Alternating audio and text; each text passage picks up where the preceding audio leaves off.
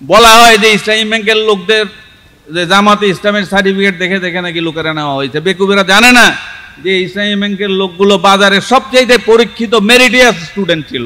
আমার mobile track করা হইলো, আমার বাসা ট্র্যাক করা হইলো, আমি যে মসজিদে নামাজ পড়ি সে মসজিদ ট্র্যাক করা হইলো, আর আমাকে টার্মিনেট করা হয়েছে কি কারণে আমি জানি না। আমার ওইখানে লেখা হয়েছে কালকের থেকে তুমি অফিসে আসবে না, তোমার টার্মিনেট করা হয়েছে, এই 2 লাইন, ফিনিশ।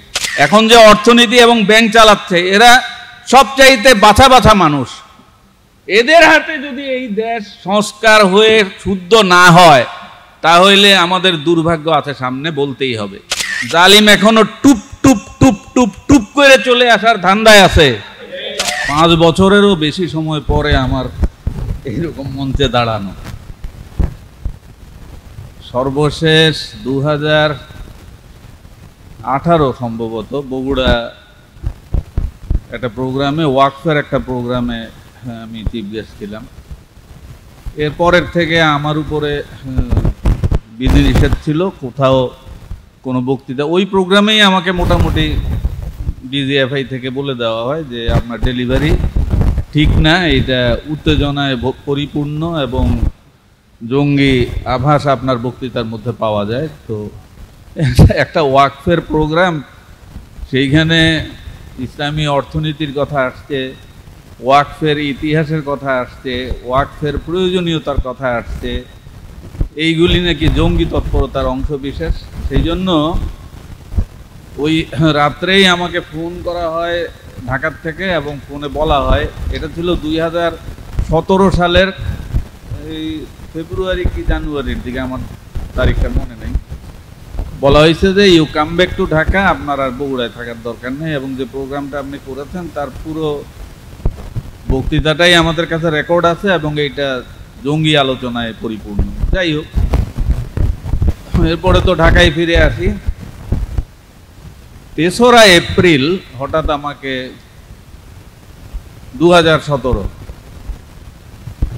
কয়েকটা তারিখ আমাদের জীবনের জন্য খুবই ইম্পর্টেন্ট। একটা হইল 5 জানুয়ারি 2017, কিভাবে ইসলামী ব্যাংকটাকে গোয়েন্দা বিভাগ সরাসরি তাদের কবজায় নেয়, এই দৃশ্য আমি নিজের চোখে দেখেছি, আপনারা পত্রপত্রিকায় পড়েছেন। 5 মে 2013 হেফাজতের নিষ্পেষণ, 5 আগস্ট 2024। মানে আমি জানি না এই 5গুলো আল্লাহ কি করে সিলেক্ট করেছেন। হতে পারে ঈমান, নামাজ, রোজা, হজ, যাকাত, এই যে ইসলামের 5টা স্তম্ভ, 5কে আল্লাহ পাক কেন এইভাবে পছন্দ করলেন। তো যাই হোক, এপ্রিলের 3 তারিখ 2017 আমি আমার চেম্বারে কাজ করতেছিলাম, 15 তলায় আমার চেম্বার, এমডি সাহেবের পাশেই। সারাদিন এই বিল্ডিংয়ে অনেক কিছু হয়েছে, কিন্তু আমি কিছুই টের পাইলাম না। ডিজিএফআইয়ের একজন ব্রিগেডিয়ার জেনারেল আসলেন একটা চিঠি নিয়ে, আমার নামে লেখা, শুধু আমার নামে। প্রথম চিঠিটা ইসলামী ব্যাংকের আমার নামে লেখা, 4 লাইন লেখা হয়েছে। সেখানে বলা হয়েছে আমি একটি রাজনৈতিক দলের সক্রিয় সমর্থক এবং প্রশিক্ষণদাতা, তাদেরকে আমি ট্রেনিং দেই, বিভিন্ন ট্রেনিং প্রোগ্রামে আমি বক্তৃতা দেই, এবং তাদের অর্থ সাহায্যকারীদের মধ্যে টপমোস্ট। এখন বেতন পাই কত আর দেই কত এটা তো সবাই জানে। তো যাই হোক, আমাকে ডেকে নেওয়া হলো বিকাল 5:30টার দিকে। আরাস্তু খান স্যার ছিলেন চেয়ারম্যান, ওনার চেম্বারে আমাকে ডাকা হলো। সেখানে মেজর জেনারেল আব্দুল মতিন সাহেব ছিলেন, যিনি আমাদের তখনকার ইসি কমিটির চেয়ারম্যান, খুবই ভালো মানুষ। উনি বললেন যে জামান, আমরা দীর্ঘ 4 ঘন্টা ধরে ডিজিএফআই, প্রাইম মিনিস্টারের অফিস, তখন মেজর জেনারেল জয়নুল আবেদিন ছিলেন প্রাইম মিনিস্টার অফিসের সামরিক দিক দেখতেন, তো সবার সঙ্গে আলাপ করে নিশ্চিত হয়েছি যে আপনাকে আর এই ব্যাংকে রাখা যাচ্ছে না।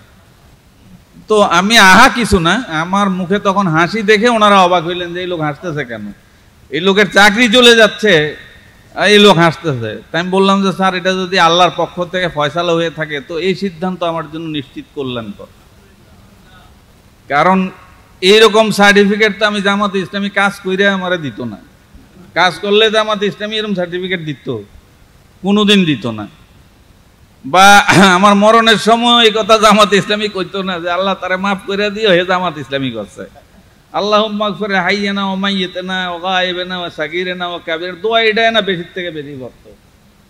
তো যাই হোক, এটা আমার জন্য অনেক কল্যাণকর। আপনারা কেউ এটা নিয়ে কোনো রকমের রিপারকেশন না করা ভালো। আমি ওই চিঠিটা সাথে সাথে নিয়ে চলে আসছি। আমার বন্ধু, যিনি পরবর্তীতেও অনেক বছর ব্যাংকে ছিলেন, নাম বলবো না, এই কুমিল্লার কৃতি সন্তান, কিন্তু অনেক দুষ্কৃতির সাক্ষী উনি, আমি নাম বললাম না। উনি আমাকে একটা কি বলবো, মানে আসার সময় দীর্ঘদিন 37 বছর একত্রে চাকরি করেছি, কেমন একটা বিদায়ও তো উনি দিতে পারতেন, ওনার চেম্বারে ডেকে বলতে পারতেন, উনি তখন এমডি ছিলেন। এগুলি সবই লেখা থাকবে, আমি জীবনে কোনোদিন ভুলবো না। তিনি আমার বন্ধু, ওনার যাই হন।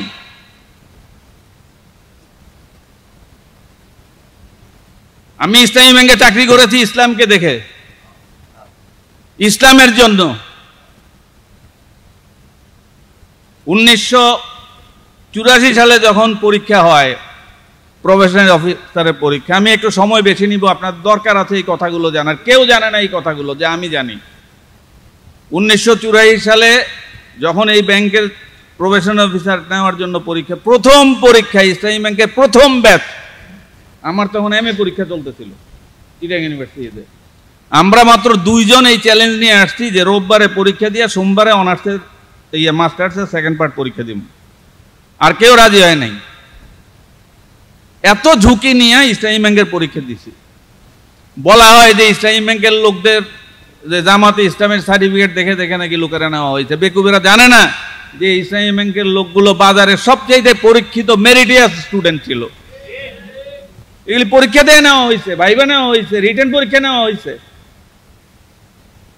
এবং এই যে 12তম ব্যাচ পর্যন্ত 2017 পর্যন্ত নেওয়া হয়েছে, এগুলি সবই কিন্তু রিটেন পরীক্ষায় ভাইবা দিয়ে নেওয়া হয়েছে। এখন সমস্যা হইল যে আমাদেরকে যে রিটেন পরীক্ষার প্রশ্নগুলো করা হয় এগুলি ইসলাম ভিত্তিক। এখন ভাই ইসলামী ব্যাংকে পরীক্ষা নিবে, যদি আলহামদুলিল্লাহ সূরা না পারে, সূরা ইখলাসের অনুবাদ না পারে, হুদাইবিয়ার সন্ধির শর্তগুলি না পারে, এর নিয়ে লাভ কি হবে? ইসলামী অর্থনীতির কার্ডিনাল প্রিন্সিপাল যদি না জানে, ইসলামের সার্বভৌমত্ব কার, এই প্রশ্নের জবাব যদি না জানে, তাইলে এই লোক নিয়ে ইসলামী অর্থনীতি চলবে কি করে? এই জন্যই তো এই প্রশ্নগুলো দিয়ে যাচাই বাছাই করা হয়।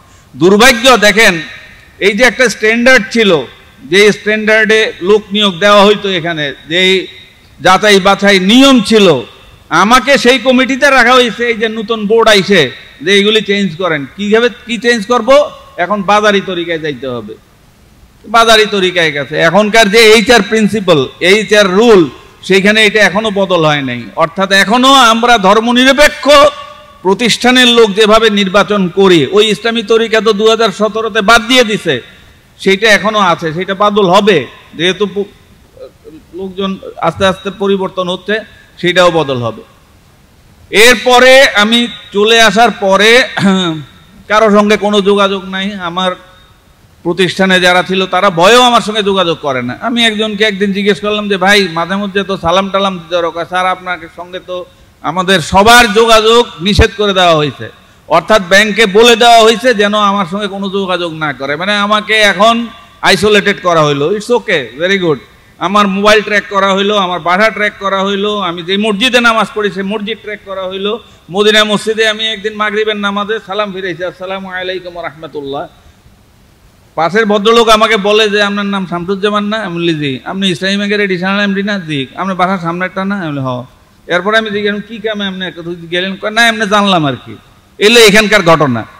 চিটাগাঙ্গে আমি যেই বাসায়, ঢাকায় যে বাসায় থাকি তার পাশে একটা ছোট্ট মসজিদ আছে, ওইখানে আমি সালাম ফিরেছি, তাও আসরের নামাজের পর। আমার জিজ্ঞায় উঠার পরে হাঁটতে হাঁটতে কয় যে আপনার নাম এটা না? ওই 3টা প্রশ্ন। তখন আমি বুঝলাম যে আমার সমস্ত মুভমেন্ট তারা চেক করছে, সমস্ত মুভমেন্ট তারা চেক করছে। এবং একটা গাড়ি কনস্ট্যান্টলি দীর্ঘ 2-3 বছর, এই গাড়ি কবে গেছে তা আমি জানি না, আমার কাছে মনে হয় যে 2-3 বছর আমার সামনে পুলিশের একটা গাড়ি পাহারা দিত আমার বাসার সামনে। এরপরে আমাকে, ওটা তো বিদায় হয়ে গেলাম, আমাকে টার্মিনেট করা হইলো। আমাদের যে সার্ভিস রুল আছে তাতে একমাত্র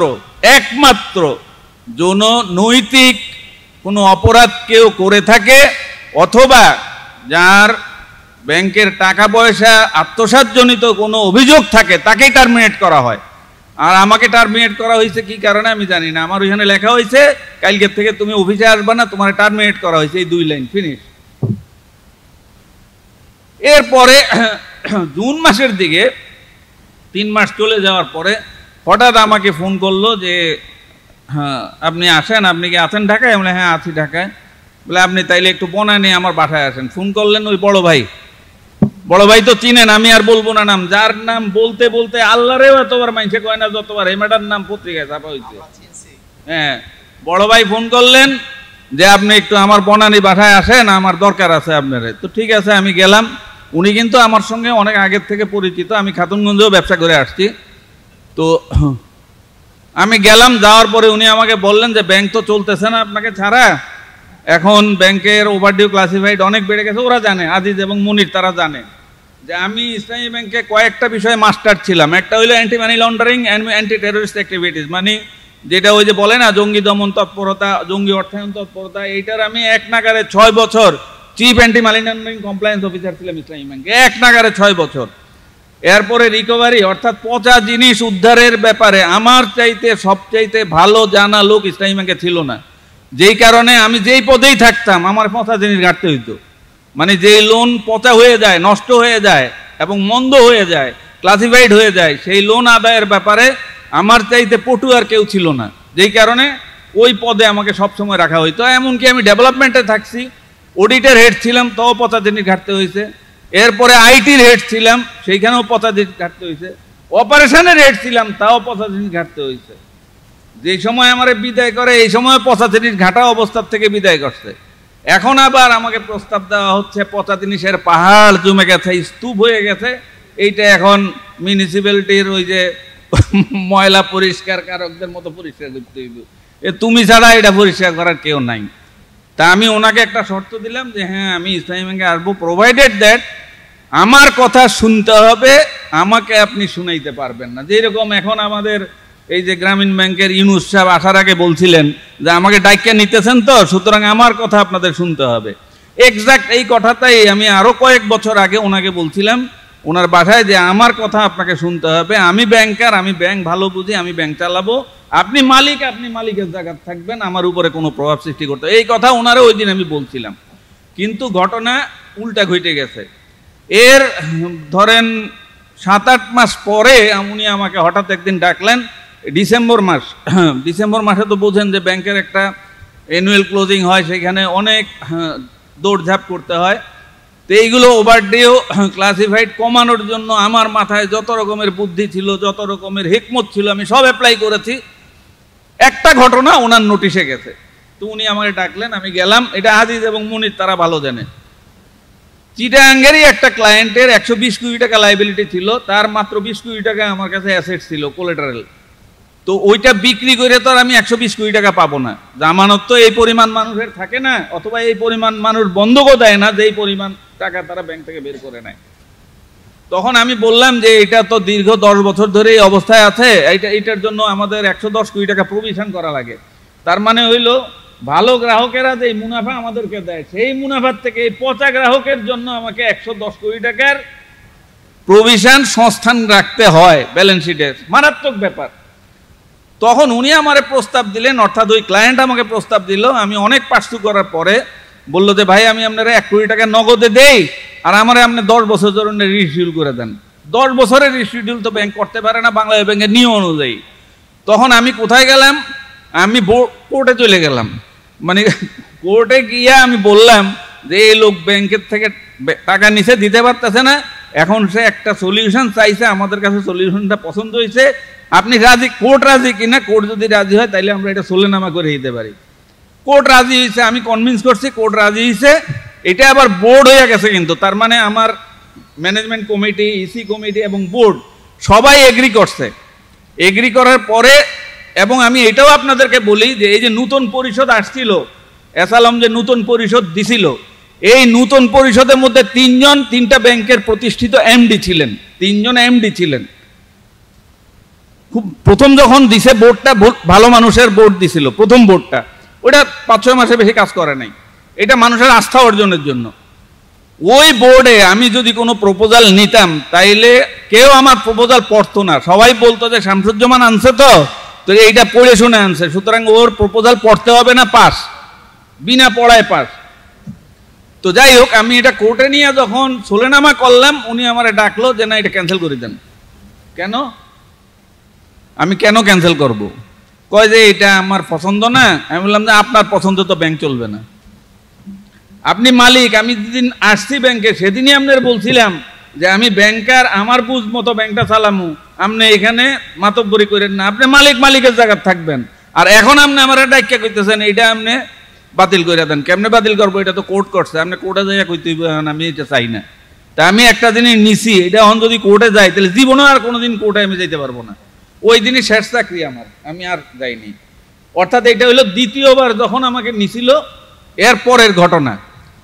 তাহলে এখন আপনারা বুঝতে পারেন যে পুরা ব্যাংকটাকে একটা ব্যক্তির মুঠির মধ্যে ধারণ করা হয়েছিল। শুধু একটা ব্যাংক না, 7টা ব্যাংক উনি ওনার মুঠির মধ্যে এইভাবে ধারণ করেছিলেন। এটা গেল এক পার্ট।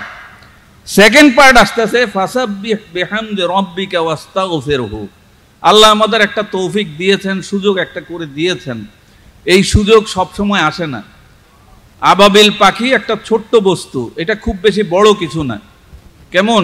আব্রাহার বাহিনীকে ধ্বংস করার জন্য প্রয়োজন ছিল ট্যাঙ্কের, প্রয়োজন ছিল ক্ষেপণাস্ত্রের, যেই শক্তি এবং সামর্থ্য তারা নিয়ে আসছিল কাবাঘর আক্রমণের সময়। আমি সূরা ফিলের অবতরণকে বলছি, ভূমিকা বলছি। আল্লাহ পাক ট্যাঙ্ক এবং ক্ষেপণাস্ত্রের পরিবর্তে আকাশ থেকে ছোট্ট ছোট্ট পাথর বিন্দু পাখির পঞ্চুর গায়ে, মানে তাদের পাখনার গায়ে দিয়ে এগুলি নিক্ষেপ করে সেই আব্রাহার বাহিনীকে ধ্বংস করেছেন। অনেক বড় লেসন আমাদের জন্য এখানে। 5ই আগস্টে যা ঘটছে সেটা এইটাই। 1978 সালে আপনার ইরানে, আপনাদের মনে থাকার কথা যে ইরানে বিপ্লব সংগঠিত হওয়ার পরে আমেরিকার ছাত্রদেরকে এবং আমেরিকার রাষ্ট্রদূতকে ঘেরাও করেছিল, এবং সেইখানে সেই রাষ্ট্রদূত এবং রাষ্ট্রদূতের সঙ্গে লোকদের, ছাত্রদের উদ্ধার করার জন্য আমেরিকা বিমান হামলা করেছিল। আপনাদের মনে থাকার কথা যে সেই বিমান নিজেরা নিজেদের মধ্যে কলিশন করে, কোনো ক্ষেপণাস্ত্র ছুটতে হয় নাই, ইরানের বিমান বাহিনী তাড়া করতে হয় নাই, ইরানের বিমান বাহিনী তো দূরে, ইরানের রাডারে এটা ধরা পড়ে নাই। আল্লাহ পাক কিভাবে ধ্বংস করেছিলেন? তাদের বিমানের সঙ্গে বিমানের সংঘর্ষ ঘটাইয়া তৃণখণ্ডের মতো সেই বিমানের ধ্বংস বস্তুগুলিকে পরে উদ্ধার করা হয়েছে, তৃণখণ্ডের মতো। ফাসাব্বিহ বিহামদি রাব্বিকা, আর সূরা ফিলে যান, সেইখানে পাবেন তৃণখণ্ডের মতো আল্লাহ ধ্বংস, ফাজআলাহুম কাসমিম মাকুল। তো সুতরাং 5ই আগস্টের এই বিপ্লবটা কোনো সাধারণ বিপ্লব নয়, এবং এটা অন্তরে ধারণ করা, বোঝাও কোনো সাধারণ ব্যক্তির কাজ নয়। এটা তারাই বুঝতে পারে যারা এই বিষয়ে আলিম আলিম আলিম অভিজ্ঞ এবং পড়াশোনা যাদের আছে। তো আমাদের এখন দরকার কি? ফাসাব্বিহ বিহামদি রাব্বিকা, আমরা আল্লাহর অনুবর্তী হব। কেমন? দেশ, রাষ্ট্র, মানুষ আল্লাহর অনুবর্তী হবে, আল্লাহর প্রশংসা করবে, আল্লাহর আইন এবং কানুন মেনে চলবে। যে কথাটা আমাদের ওই যে লাকসামের হুজুর কিনা, আহারে আফসারি ভাই কত সুন্দর করে বলে গেছে, অনেক গুরুত্বপূর্ণ কথা কিন্তু উনি বলে গেছে। কেমন? তো আমাদের এখন উচিত দাওয়াতি কাজকে সম্প্রসারিত করা। আমি প্রচুর লেখি, আমার সারা দিন যায় এখন শুধু লেখাপড়ায়। আমি ছাত্র জীবনে যে সমস্ত বই পুস্তক কিনেছি, আমি 17 টাকা করে তাফিম কিনছি, 17 টাকা 50 পয়সা তাফিম। এটা ছিল 1976 সালে, 1976 সালে। তো সেগুলি পড়ার সুযোগ তো পাই নাই। এখন আমি প্রচুর লেখাপড়া করতেছি। আমার কাজ এখন হইলো লেখাপড়া এবং ডেলিভারি। আমার 26টা বই বেরিয়েছে। আরো আমি আল্লাহর কাছে হায়াত চাই যে আল্লাহ যেন আমাকে এই কাজে প্রবৃত্ত রাখেন। আর ওয়াস্তাগফিরহু, দ্বিতীয় হলো ভুল ত্রুটি যা হয়েছে সংস্কার করতে হবে। ইতিমধ্যে সংস্কারের কাজ হাত দিয়েছে, 7টা সংস্কার কমিশন হয়েছে বাংলাদেশের। আমার জানা মতে সে নাস্তিক হোক আর আস্তিক হোক আর যাই হোক, বাংলাদেশের স্বীকৃত সবচাইতে শ্রেষ্ঠ মানুষগুলিকে ইউনূস চুজ করেছে, কোনো সন্দেহ নাই, কোনো সন্দেহ নাই। এখন যে অর্থনীতি এবং ব্যাংক চালাচ্ছে এরা সবচাইতে বাছা বাছা মানুষ। এদের হাতে যদি এই দেশ সংস্কার হয়ে শুদ্ধ না হয় তাহলে আমাদের দুর্ভাগ্য আছে সামনে, বলতেই হবে। আল্লাহ আমাদের এই ধরনের বেইজ্জতি সামনে আর না করুক, এই ধরনের জালিম আমাদের ফেস করতে আর না হোক। জালিম কিন্তু শেষ হয়ে যায় নাই, জালিম এখনো টুপ টুপ টুপ টুপ টুপ করে চলে আসার ধান্দায় আছে। এখন না না টুপ করে ফালাই দেওয়া, টুপ করে চলে আসা কেমন? তো ওনার টুপ টুপ টুপ টুপ শেষ। আমি বলেছিলাম যে পৃথিবীতে যদি একটা বিষাক্ত জিহ্বা থেকে থাকে তাহলে ওই একটা জিহ্বা, প্রফেসর গোলাম আজম সাহেবের কথা, উনি যখন জীবিত ছিলেন তখন বলেছেন, পৃথিবীতে একটা বিষাক্ত জিহ্বা যদি থেকে থাকে, সাপের জিহ্বা নয়, সে একটা বিষাক্ত জিহ্বা হলেন শেখ হাসিনা। আমাদের মনের তাড়না, এটা দোয়া নয়, দোয়া করতে নেই কারো জন্য, কিন্তু মনের তাড়না আল্লাহ যেন এইরকম একটা অত্যাচারীকে নমরুদের মতো, ফেরাউনের মতো আমাদের চোখের সামনে শাস্তি দেন, আমিন।